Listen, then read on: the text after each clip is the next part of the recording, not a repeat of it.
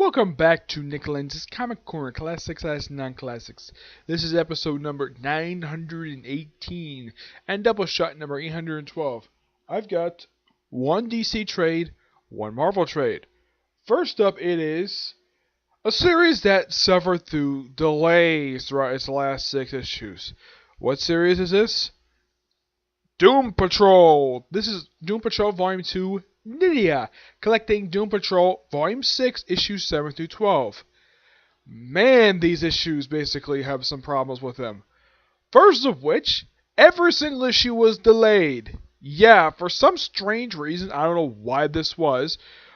Now, the first 6 issues, from what I can tell, when I was reading when coming out, they came out pretty much on time. And then for like the second half of this run, it's like, okay, let's have almost every single issue get delayed for no explained reason.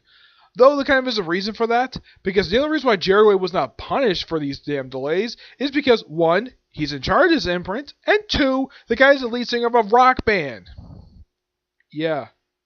Because issue 7 came out 3 months after issue 6 came out, and then pretty much like issues 8 through, let's say, I think it was like 11, kept coming out every like two months. And then here's something really weird. After the release of issue 11, the issue 12 was delayed 6 months. Yeah, the final issue of this wasn't released until October. And man, this issue had almost nothing to do with what Jerry Way was doing at this point. Okay, what happened to these issues? Okay, issue 7 is a standalone issue that is simply put Jerry Way's love letter to. It's basically a love letter and tribute to the Arnold Drake run of Doom Patrol from the 60s, where you have the characters wear their classic costumes, which I love these damn things. It's so good, the fact that you have these characters wearing their iconic looks. Yeah. Here's though you are thinking, okay, holes in the ground, people crawling out. Is the Spot from Marvel Comics up in here? Nope. The Spot has nothing to do with this at all. Yeah. Oh, and by the way, the whole issue is drawn by Mike Aldry, which, yeah, his artwork fits perfectly fine. He only draws this one issue, and he never draws an issue of the series ever again, because the rest of the thing is done by Tom Fowler, who is a really good artist. The whole point of this issue is that the character of the issue, let's see, what is her name? Let's see. It's Casey, yeah. She meets the Chief, and Chief of the first. Now, here's the thing about this particular run. This run ignores the Jeff Johns version, the one where he's written like the Grant Morrison version, but a lot more evil. And the fact the guy can actually walk. This Chief is more like the classic Chief from the 60s. Even though, yes, it's a little mix of Keith Gibbons, the way Keith Gibbons wrote him back in 2000. I think it was like 2009, I think it was. Yeah, he wrote for a couple of years. Mm-hmm. Yeah, where he takes Casey. She's an amputee, so he takes off the leg, which kind of looks like one of Robot Man's legs, and creates a new leg for her, and gives her an outfit so they go to this other dimension to do whatever. And he mistakenly calls her Rita, as in Rita Farr, Elastigirl. By the way, Elastigirl actually shows up in the last issue. Yeah. As for where the heck she came from, no idea, because Jerry Wade never bothered to explain this. Yeah, and also, now, they're probably thinking, okay, what is up with this cover and the thing with Nydia? Here's the thing with Casey. Okay, there are several different plot threads in here that are started and never resolved, because either Wade forgets about them, or he just drops them. Like the whole thing of Brotherhood Nydia thing. Yeah, it shows up for like 2 issues, and it's never developed. It's like, okay, we create a villain group for the Doom Patrol, even though they have one. It's called the Brotherhood of Evil. Did we forget about this group? Because the thing about these issues now, if you read the previous volumes of Doom Patrol, like, out of the 6 volumes, the Brotherhood of Evil only shows up pretty much like most of the series. Yeah, the only volumes they don't show up in is basically the John Oster run from the early 2000s and the John Byrne run. Yeah, those are the 2 runs I can personally think of where the Brotherhood of Evil do not show up in those issues. They do show up for the Keith Giffen run. Yeah, they show up there. Not here for some reason. Excuse me. I don't know what Jerry was thinking when he decided not to use them. Like, creates his group. And this character, Nydia, she's been sort of a recurring character in this book. We also have this cat person comes completely out of nowhere. I mean, I'm not saying he's a... Here's the thing about he's not like he loves cat. The guy's an actual cat man. And he somehow flirts with Casey. And then they make out. And then it's implied these two had sex. Yep. Despite the fact he looks like he's completely naked, Casey still got shirt and shorts on. That's not how you draw sex in a comic book. Like, if you're gonna show characters look like they've had sex, at least put effort the fact that the female portion of this particular, when people do this, at least imply that she's butt naked under those sheets. Not where she's, like, fully clothed. Yeah, this was dumb. And also, this cat never shows up again after this issue. He's completely forgotten by the next issue. And then, for some reason, Nydia decides to make up with Casey for some reason, implying maybe Casey might be bisexual. This goes nowhere. They make out for like one page, and then it's forgotten about. Yep. Also, they have this character known as this forgotten superhero who, this forgotten character, the abandoned is what they call him, and he tries to marry a woman, and he tries to kill her on the wedding day, and she basically deflects his bullets. And Aaron puts out though, yeah, that's what we call her, Elastigirl. Really? This was Rita Farr. Nothing was revealed. The fact when I was reading this issue, like, nothing stated this was Rita Farr at all. Just some random woman that he just somehow found and decided to marry. Which kind of begs the question, where the heck was Rita Farr through the whole period of time these issues were coming out? Yes. And then we have the last issue, which pretty much has nothing to do with what was going on in the previous issues at all. It's just three minor characters getting their own issue, and it was going to become an RPG, and apparently this is going to be new direction for the series, somehow. And this issue only came out this past October, which was roughly about 4 months ago. Yep. 4 months ago. Oh, by the way, the issue 11 says, to be continued in the pages of Milk Wars, which I've already reviewed. Okay, this issue was released back in April, which here's kind of the strange thing about this. See, Milk Wars was a crossover that came out last year. I have reviewed it. Check it out. It's a really good event. And Wei himself did write a couple of the one-shots for the thing, which is nice of him to do. But come on, man. At least actually bother to finish up your damn run. I mean, that was a strange thing. This is the only book that did not reach issue 12 prior to Milk Wars. Everything else did. Not this one for some reason. I'm looking at this book now. The story, I like the art in here. But, man, what was up with the, like, it's like stuff comes completely out of nowhere. It's like he just forgot to do some build-up. I mean, the first 6 issues were amazing. These, like, 7 was fantastic. And then you come, like, graph, like, what? What? Yeah, basically you scratch your head exactly what the heck is going on. I mean, I get the fact, yes, the Doom Patrol is weird, but not this freaking weird. And not where you have plot points, you have characters introduced, and then you forget them about by the next issue. Could explain all the damn delays of this book. Look at this book roughly 9 out of 10, but man, what the heck was up with these damn delays? Now, as far as I can tell, this series has not been officially been canceled. No, it's just on hold. Yes, because the Young Animal imprint, from what I've heard, that after it was relaunched after the Milk Wars, this is the only one not relaunched, by the way. Yeah, because we have Mother Panic, Shade Changing Girl, Cave Cards, the Cybernetic Eye, and there was also The Bug. That was a miniseries that was part of this imprint. That was fantastic. Lee Aldridge wrote the series, and Mike and Laura Aldridge did the artwork, which is a really good miniseries. Excuse me. And the whole point of that series was to celebrate Jack Kirby's 100th birthday. At least DC bothered to do something about it. Marvel did nothing. Absolutely nothing. I mean, Young Animal imprint, in my opinion, was actually a really good idea. I love the series. Nothing wrong with them. It's just that for some reason, like in the case of Mother Panic, that was the only one that actually did something different. Yeah, this one, like after Milk Wars, they decided to have the character jump ahead about 10 years in the future. I think it was like 10, 15 years in the future, where Violet's actually older and she's fighting like the Joker in the first issue. And Red Hood has gone insane by killing off several of the Robins. Yeah. As for this, there's been nothing. Yeah. I don't know. There's a rumor that maybe that after the events of Milk Wars with the relaunched series, that apparently they weren't selling too well, so DC axed all of them except this one. This is the only one they did not axe because nothing's mentioned. It's like they're going to slow down, then we're going to relaunch at some point. When? I have no idea. It's been like 4 months, and I've heard nothing. Actually, it's been 5 months since the last issue came out, and there's been virtually no word from DC Comics.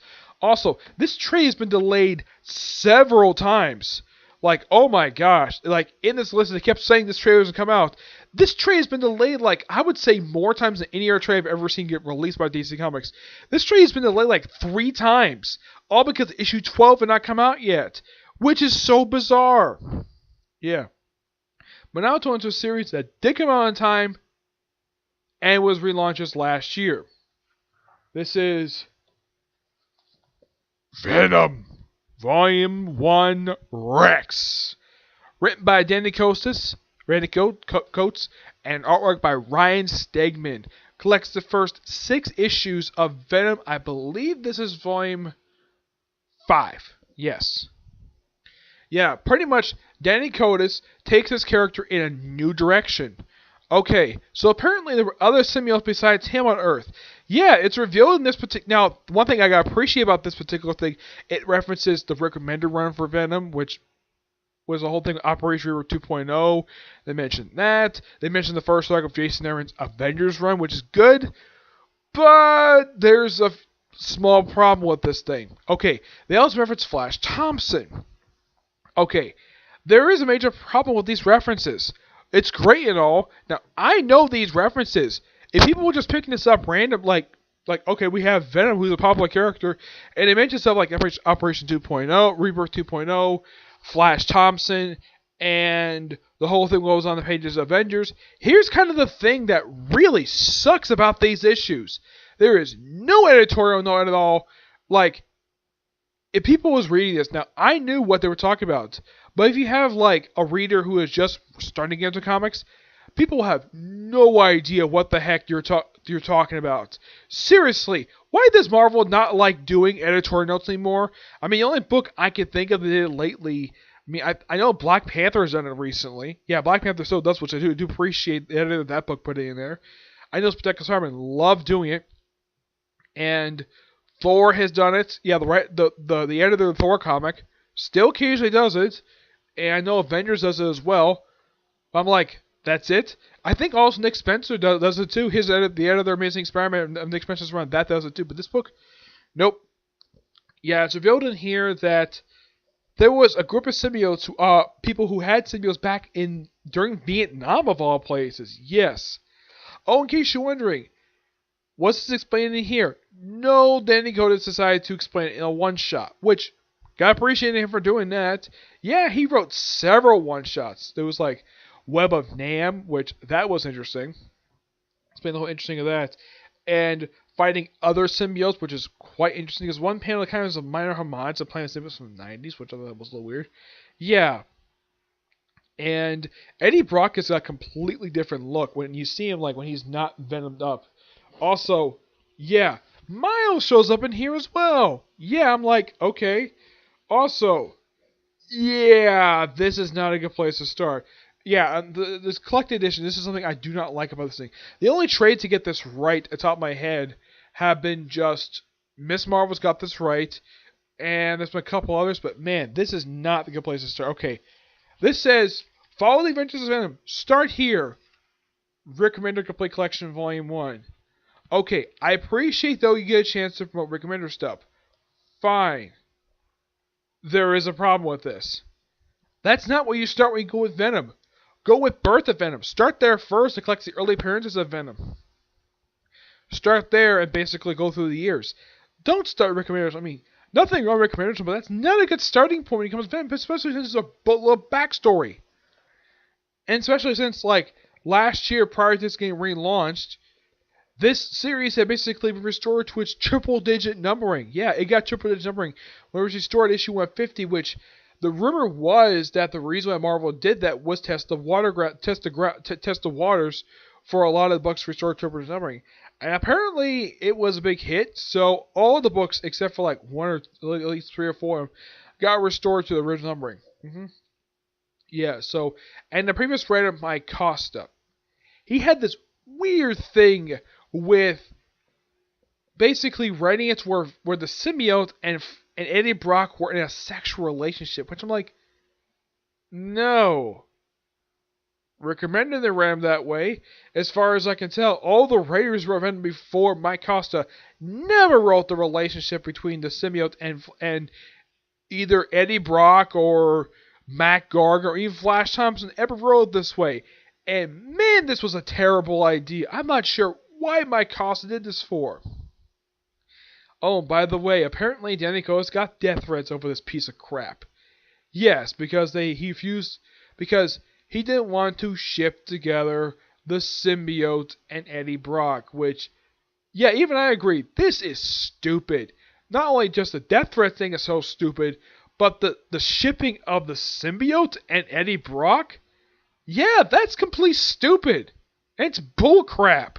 I'm not sure what people were thinking when it came to them doing that, much less also sending a man death threats over this piece of garbage. I mean, come on. We just went this last year with Tom King. Yeah, at least, yeah, people didn't like what happened with issue Batman 50, and people say death threats, but that was mildly understandable. This was stupid. Yeah. Oh, by the way, the whole death threat thing was actually revealed last week. Yeah, I'm not kidding about that. But yeah, I haven't talked about this particular story. It's actually really good. Miles works with Eddie Brock in here. They also introduce this character named Rex. And it turns out this guy had not been alive for years because symbiotes actually taking his body for a joyride. Okay. And they apparently went off to other symbiotes, which, okay. Okay, that whole thing of Venom going after people who have host symbiotes, that is nothing new. Writers have been doing that since they introduced the symbiotes that work for the Life Foundation back in the 1990s. Excuse me. That's nothing new. That's an old recycled storyline of Venom doing that. But the way they did it here is actually quite ingenious. Except these people were not part of some private company. No, these people actually work for the military. Yep, the military. Also, at one point, we have Venom act like frickin' Punisher. Yeah, where he takes a machine gun, straps a couple straps of bullets to him, and goes on killing spree. Yeah, basically, Danny Coates turned Venom into Punisher. Briefly. Though he does go back to his normal stuff. Also, at one point when he meets Miles first, this was a very interesting meeting because Miles had never met Eddie Brock before this storyline even happened. Yeah, because I read a lot of Miles' appearances. Yeah, as far as I can tell, Miles has never met Venom. Well, not the Venom. This universe. No. He met the Venom in the previous universe. Also, he mentioned something about that symbiote attacked his mother. Okay, this was released at a time when Marvel had just ended the Miles Morales' previous ongoing series by Bendis. They just ended it, and the whole thing about him and his parents being attacked by symbiotes, or like people who had holes of symbiotes. Yeah, this is something completely out of nowhere. As for where the heck Danny Coates got this from, I have no idea. I never get a chance to mention about that. Also, I mentioned the whole thing about, like I said, with the whole first arc Avengers, the final host storyline. Yeah, apparently they decided to connect the stuff in here to what's happening in Avengers, which that's quite ingenious because this, as far as I can tell, never technically happened before. We have a storyline for Avengers, and it ties into a character who technically has never been an Avenger. Well, Flash Thompson has when he was Venom, but not Eddie Brock. Eddie Brock has never joined the Avengers. Yeah. But this overall was a really fun storyline. And it's something, though, Danny Coates also took the time not only to write this, but also to, of all things, write one-shots. Yeah, I never expect a writer to do that for his own solo title, which is quite interesting. I'm gonna give this book roughly a 9.5 out of 10. 9.5 out of 10. It's really good. I actually saw this at the Comic-Con I went to a couple months ago. But for some reason, at Danny Cole's booth, for some reason, they charged like $40 for this book, which really makes no sense. I mean, do you know how much this book actually cost? Yeah, this book cost $17.99, not $40. My guess is the reason why, because it's at his booth. That's probably the reason why he decided to charge that much for it. Yeah. But breath of fresh air, no sexual chemistry between Eddie Brock and, of course, the symbiote. They also mentioned now the whole thing of Flash Thompson. Of course, they don't know for a fact that Flash Thompson's dead. Yeah, actually died just prior to this back in Amazing 7800, but they kind of revived him later on. Of course, for some reason, Danny Coates decided to make the maker a villain for this title, which is kind of interesting. Yeah, but this is really good. I do highly recommend checking this out. Oh yeah, and by the way, the people who were saying Danny Coates' death threats over not shipping Eddie Brock and the symbiote, screw you. That is by far a stupid idea for shipping, and also screw you for sending the man death threats over something so stupid, because you don't get what you want, so you send the man death threats. That's an absolutely stupid idea. The whole thing with death threats is stupid. I really thought that after that's what happened last year with Tom King, that maybe we might actually have another year we actually didn't have a writer suffering through death threats. Nope, we have to send a writer death threats because we don't like what they put down. Okay, because this is the third time this has happened I've seen since I'm reading comic books. Third time that I remember this happening. The first time was 3 years ago in 2016 when Nick Spencer went through death threats over the Hail Hydra crap in Steve Rogers' Captain America #1. Yeah, 2 words. And demand people send death threats over it. Heck, people were even sending death threats to Ed Brubaker, which even he felt this was stupid. Lucky in 2017 we had no writers ever do death threats, thank God. But then last year, Tom King saw the death threats, and he got a bodyguard for it. Yep, a bodyguard. For a man who used to be in the CIA. Heck, even Clay Mann points out, though, that was stupid. Neil Adams agrees. Yeah, sending that man death threats over what happened in Issue 50 was really a stupid idea. I mean, I told Clay Mann, I may not have liked what Tom King did with Issue 50, but I'm not going to send a man death threats over it. Yeah. And this, kind of the same thing. Yeah, though this is a lot more stupider than what happened Batman 50 and Captain America Steve Rogers #1. A lot more stupider. And all what happened was going to release in issue 11. An issue has not been released yet, as far as I know. Yeah. But yeah, so that's it for this particular review. I have 2 more reviews coming today, and that's a review of the newest chapter of Gintama and newest chapter of My Hero Academia. Okay? Excuse me, but until I see you next review. Bye.